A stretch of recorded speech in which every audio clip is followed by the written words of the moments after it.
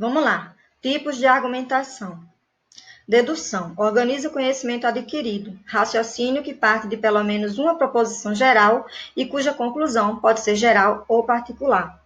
Também é a mesma coisa singular. Então, a gente tem aí exatamente alguns exemplos que a gente usou quando explicou o silogismo. Porque o silogismo ele não é dedutivo, então ele segue exatamente essa lógica da dedução aí, né? Todo brasileiro é sul-americano. Todo paulista é brasileiro. Logo, todo paulista é sul-americano. Você percebe aí que brasileiro é a mediana, né? E que a maior e a menor estão na conclusão. Todo brasileiro é sul-americano, algum brasileiro é índio, logo, algum índio é sul-americano. Então, você vê a mesma construção. É necessária essa conclusão porque há um encadeamento entre as duas primeiras premissas. Indução. Generalização a partir de evidências parciais. Então, a gente tem aí a indução completa, né? A visão, a audição, o tato, o olfato e o paladar têm órgão corpóreo. Logo, todo sentido tem órgão corpóreo. Por que é completa? Porque tem todos os dados aí nela. A incompleta. Esta porção de água ferve a 100 graus. Esta outra também ferve a 100 graus. Esta outra também ferve a 100 graus. Portanto, olha a conclusão, a água ferve a 100 graus. Por que é incompleta? Porque não estão todos os dados aí. Lembra que a gente falou agorinha, no outro vídeo, que o argumento ele é usado na ciência? Como é que eu vou usar uma argumentação que falta, que é falha, que não tem todos os detalhes? Aí eu não vou poder chamar ela de completa, tá? Porque tem que ter todos os detalhes. Outra incompleta. O cobre é condutor de eletricidade. E o ouro também. E o ferro também. E o zinco também. E a prata também. Logo, todo metal é condutor de eletricidade. Nós vimos todos os metais? Como é que funciona isso? Como foi feito o teste? Fizeram o exame como? Só porque é metal, nem fizeram nenhum teste, não tem detalhes nas premissas, nos argumentos. Por isso que ela é incompleta, porque falta informação e a informação está pouco utilizada, tá precária para ser utilizada como conclusão científica. Tipos de argumentação. Analogia. Foi feita uma pergunta para entender um pouquinho mais de analogia. Eu não respondi lá porque eu ia fazer esse vídeo com mais detalhe. Vamos lá.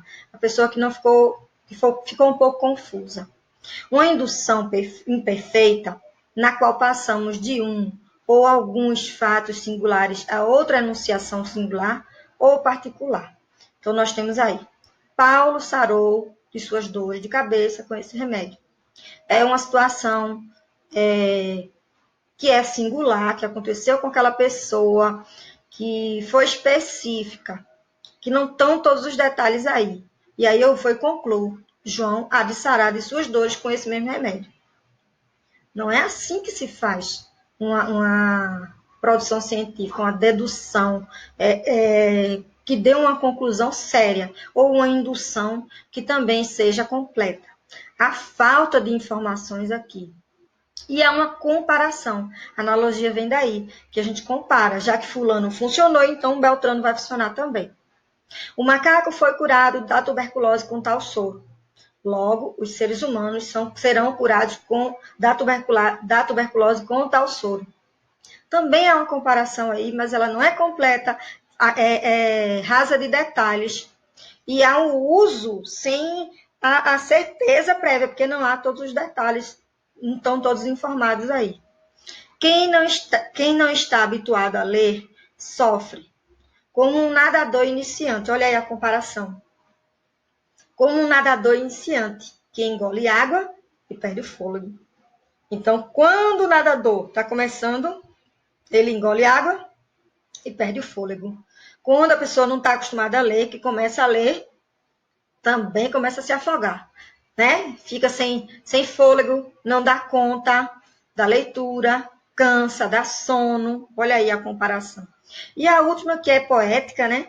O amor é fogo que arde sem se ver.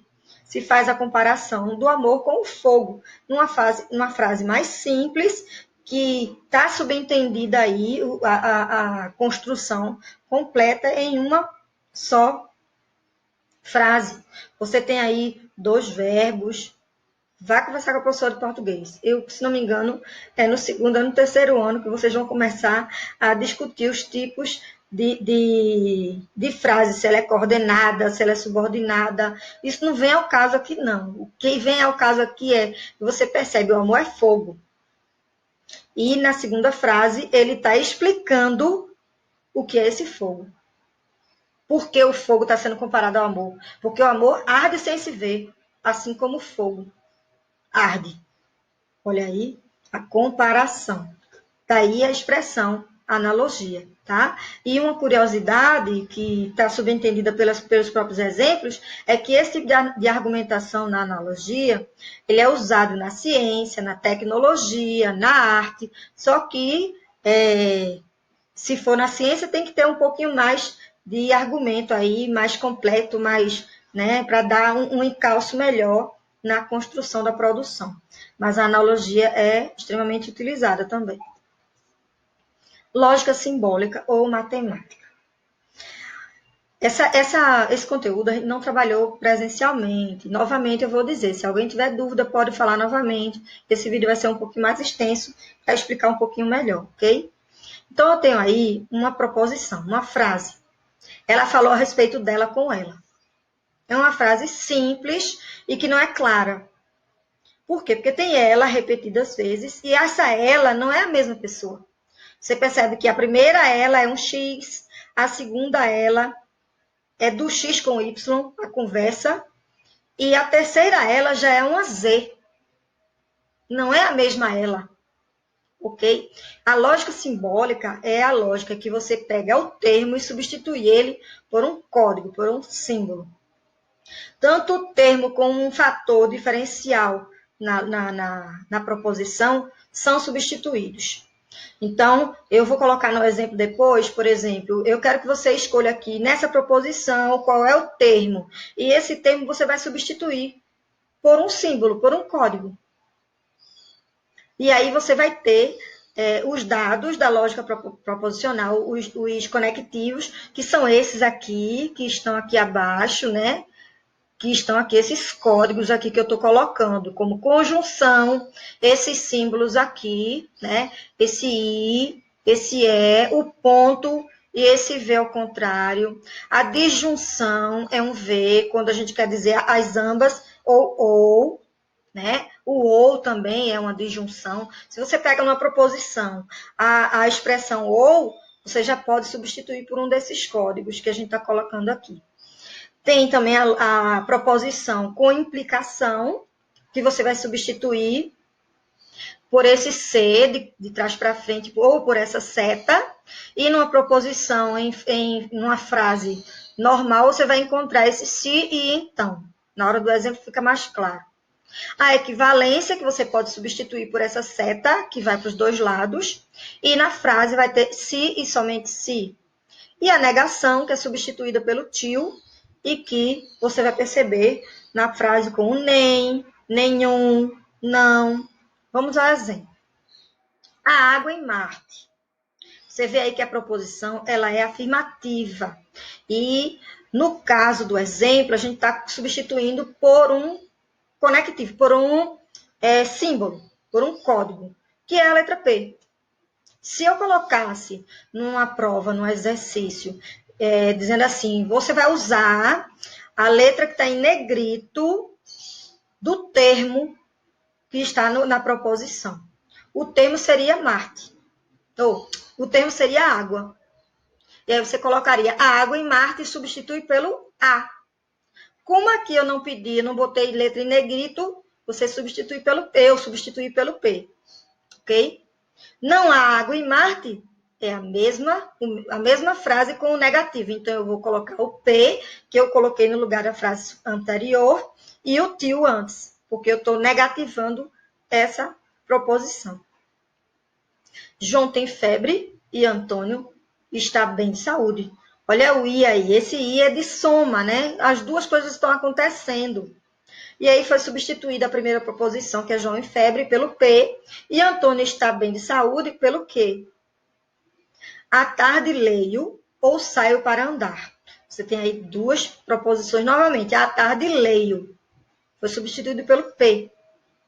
Ou saio para andar. Que? Perceba.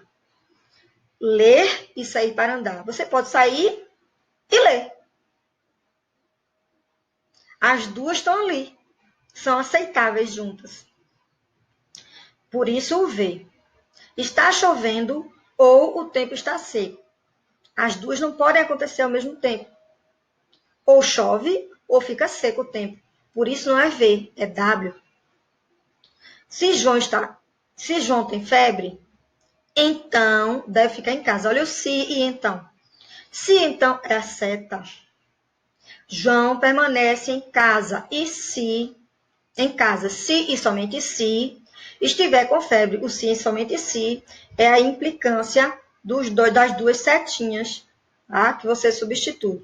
Então, aqui a gente tem uma forma mais simples de exemplo, né? A primeira frase é uma proposição simples, que não tem conectivo, só tem o código da própria proposição. Aqui a gente tem outro exemplo, já colocando com a letra em negrito.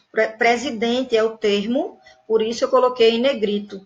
Aí eu coloquei o negrito, por quê? Porque eu quero que você use o P de presidente para substituir a proposição. E aí a mesma lógica do uso dos conectivos, ok? Isso é muito usado, minha gente, em matemática, a gente faz isso o tempo todo, principalmente quando a gente está falando da matemática aplicada, tá? Ou em programação também. Esse material eu produzi a partir do livro. Se tiver alguma dúvida, você vai colocar, que a gente refaz, acrescenta, me procure. Ok? Tchau.